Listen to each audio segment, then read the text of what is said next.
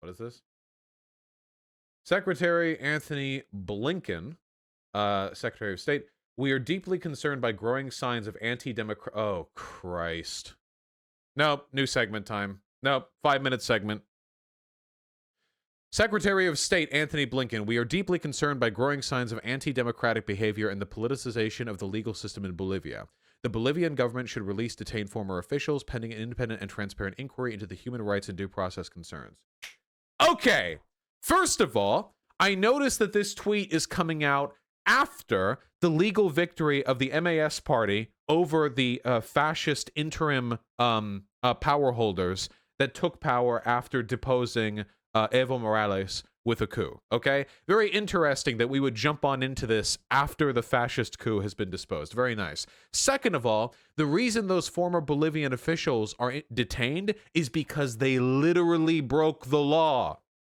They held a coup. Protesters died. They tried to make it illegal to prosecute their soldiers for crimes committed against the general population. They committed a series of crimes under Bolivian law. Them being detained is a natural and legal part of the Bolivian legal process, okay? The idea that the U.S. Secretary of State would... Wait, hold on. What am I talking about right now? Of course the U.S. Secretary of State would start wringing his hands when fascist... Can you hear Pigeon over there? Jesus, Pigeon, can't you hear? Bolivia's under attack by Secretary of State Anthony Blinken. Get out of here, you jabroni. Go, go, go. Get your tail out of the door.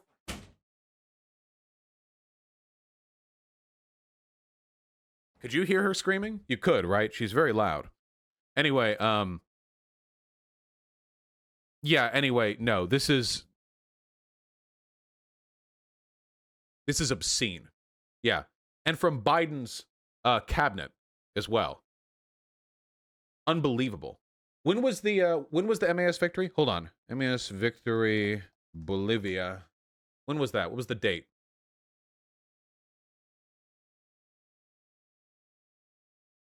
October 19th. October 19th, which means that President Trump was in office for about 4 months after the victory of the MAS.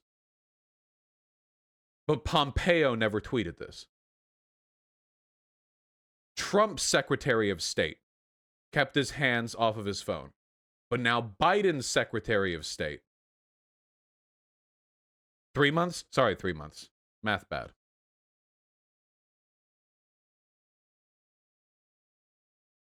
This is unbelievable. I keep saying that, but I'm doing it performatively. This is actually extremely believable. I hope you understand this. Latin America has historically been a region of the world that America has involved itself in to an unfathomable and destructive degree. It's almost impossible to describe the extent to which America's pissing about south of the border has influenced the direction that continent has taken. And almost always, this has been to the detriment of the people who live there. During the Cold War, there was a concern that the rise in popular support for socialism in Latin America could spell the doom for America, which makes sense strategically if you think about it. After all, Latin America has a border. Well, I mean, you can get on land from Latin America to America. America is generally very militarily defensible because, of course, you know, we have Canada to our north, not a big threat there. We're on good terms with Mexico. And apart from that, the west and east coasts are aquatic. We have the biggest navy in the world.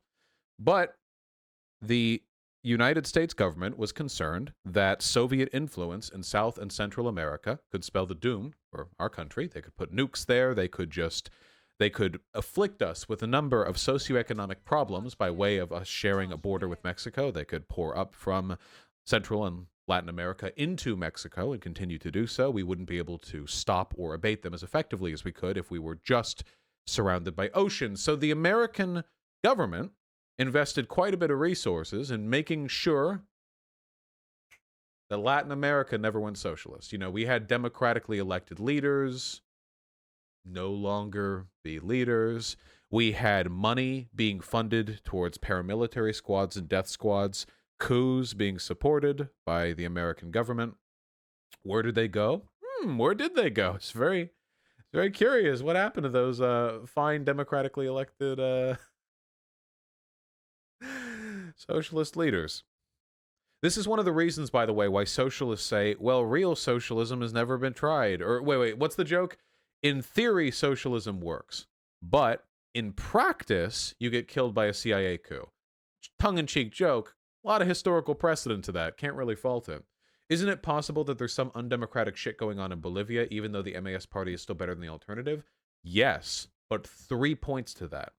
For one, the fact that this statement would only be made after the MAS victory and not during the coup is very indicative of our priorities, because a fascist Bolivia would be much more beneficial to American business interests.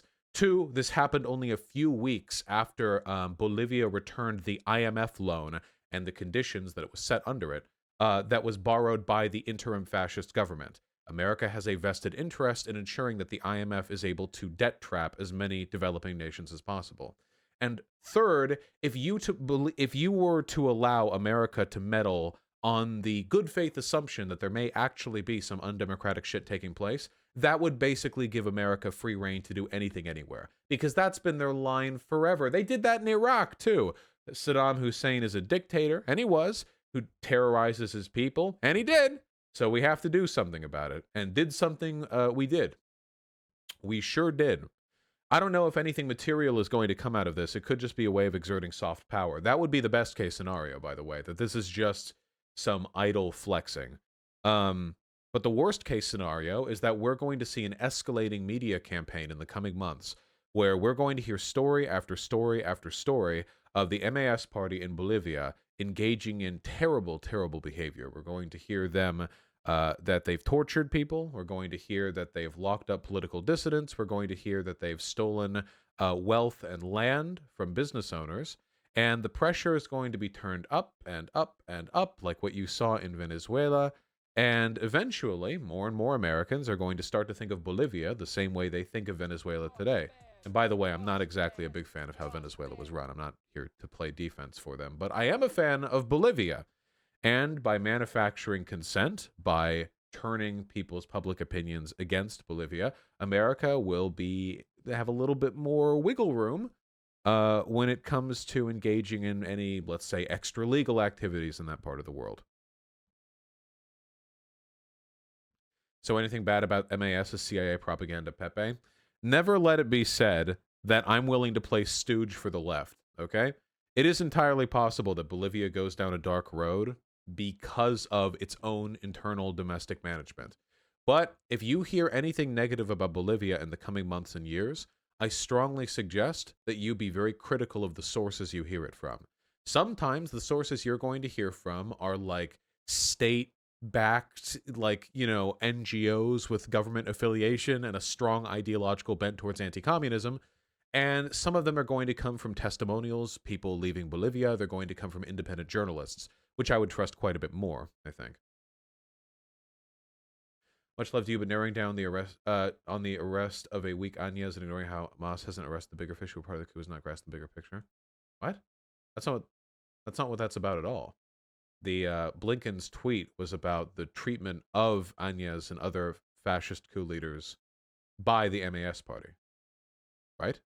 Yeah. Unless I'm missing something here. What do you think will be the next dominant ideology? Well, God willing, it's fascism. Anyway, in all seriousness, it's not just anti-communism, it's any country that doesn't bow to U.S. hegemony. Yeah, of course, 100%. But at the end of the day, there are really only two types of countries, right? There are countries that are willing to bow down to American hegemony, and then there are countries which are at risk of becoming socialist. At the end of the day, bowing down to American hegemony means making yourself amicable to business interests. And business interests, as they act, tend to pull people towards certain economic conditions. So that tends to be how things go. Of course, there are also capitalist countries that we just beef with for other reasons, like China, the second most capitalist country there is. They'll probably beat us at that one day. Anyway, be wary. But also, to be fair and to play both sides, be wary does not mean mindlessly dismiss any and all evidence of bad behavior coming from Bolivia. Okay, I'm just asking you to be careful with how you interpret this information. Okay. Yeah.